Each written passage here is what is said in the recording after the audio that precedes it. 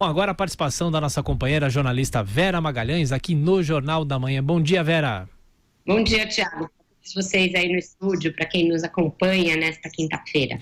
Ô Vera, a Câmara acabou fazendo aquilo que você alertava aqui ontem e restabeleceu alguns dos principais pontos do projeto que mexe nas regras para uso do fundo partidário. Será que os parlamentares, mais uma vez, Vera Magalhães, não ouviram os protestos da sociedade?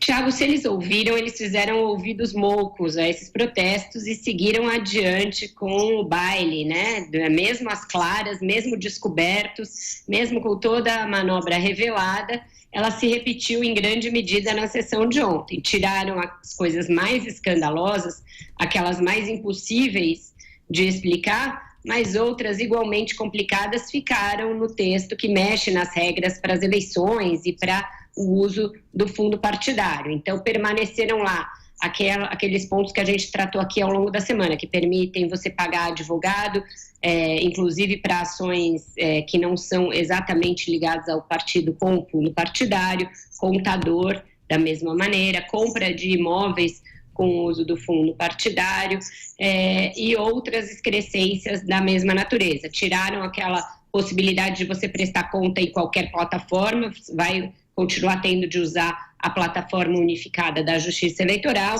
tiraram aquela necessidade que para a aplicação de uma multa ou uma sanção eleitoral tinha de haver comprovação de dolo, então isso caiu.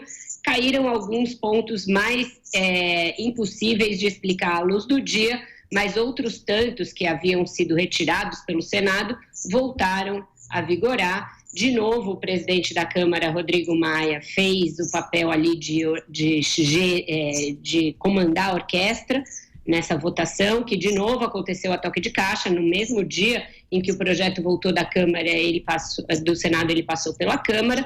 O relator foi o mesmo, Wilson Santiago, do PTB da Paraíba, e nos discursos na tribuna se viu muito cinismo, muito deputado se fingindo de, nossa, estou surpreso com a indignação porque esse projeto não tem nada demais, o projeto é necessário, etc. E, além de tudo, os deputados ainda abriram uma brecha para algo de que eu falei ontem, não sei se no Jornal da Manhã ou no 3 em 1, já não me recordo mais, mas que é a possibilidade de ainda se deixar em aberto o valor do outro fundo, o fundo que vai financiar as eleições do ano que vem, para que lá no orçamento, no fim do ano, se aumente esse valor do atual 1,7 bilhão para algo como 3, que era o que se vinha pensando antes. Então, foi mais uma noite triste na Câmara, eles parecem não ter entendido que a sociedade não digeriu bem esse projeto, ainda assim votaram, e eu recomendo a todos que olhem como o seu deputado votou e cobrem no futuro essa atuação, porque eu imagino que quando a sociedade deu um recado claro nas urnas de mudança, não era esse tipo de procedimento que ela estava imaginando dos eleitos. E nesse melê aí de votar a favor dessas novas regras, tem deputado velho, tem deputado novo, tem de partido de esquerda, tem de direita, tem para todos os gostos, Thiago. Agora, Vera, mudando de assunto, ontem a Petrobras reajustou a gasolina em 3,5% e o diesel em 4,2%. O repasse, a grande questão é saber se chegará às bombas e qual o reflexo político que a alta dos combustíveis pode ter em tudo isso, hein, Vera? Certamente, se chegar às bombas, Thiago, não vai chegar nesses mesmos percentuais das refinarias, vai chegar um pouco diluído esse reajuste, mas a lógica de mercado, né, aquela que a Petrobras diz que passou a ser a vigente na empresa depois dos anos petistas, mandaria que sim, que houvesse um repasse para o consumidor. Até se você olhar aí os números da inflação e como estão essas metas, existe espaço para majorar um pouco os combustíveis, não vai ter um grande impacto na meta inflacionária, mas o problema é esse que você disse, é político. Principalmente no caso do diesel, um reajuste do combustível leva de novo àquele risco de que os caminhoneiros que têm aí o diesel como seu combustível e que tem também no diesel um dos fatores de reajuste da tabela de frete, voltem a se inquietar e voltem a ameaçar com paralisações e outros movimentos.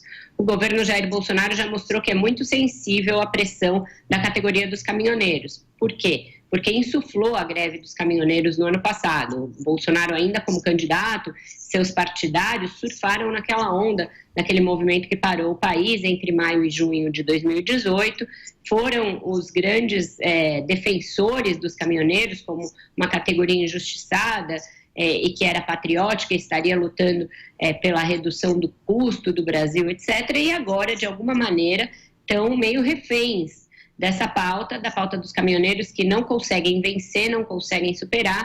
Essa questão do frete, por exemplo, é um impasse.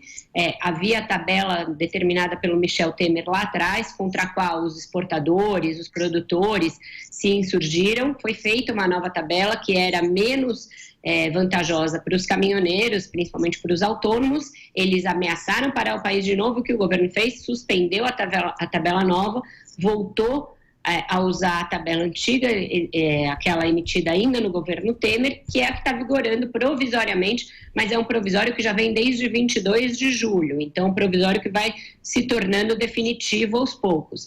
Essa tabela, ela é muito ruim, muito prejudicial para quem produz, para quem exporta e precisa contratar o caminhão para escoar os seus produtos. Ela está fora dessa realidade. Tem uma ação no Supremo para julgar isso, e essa tabela, Tiago, tem um gatilho. Se o diesel aumentar 10%, ela tem de ser reajustada, então, portanto, vai ser ainda majorada.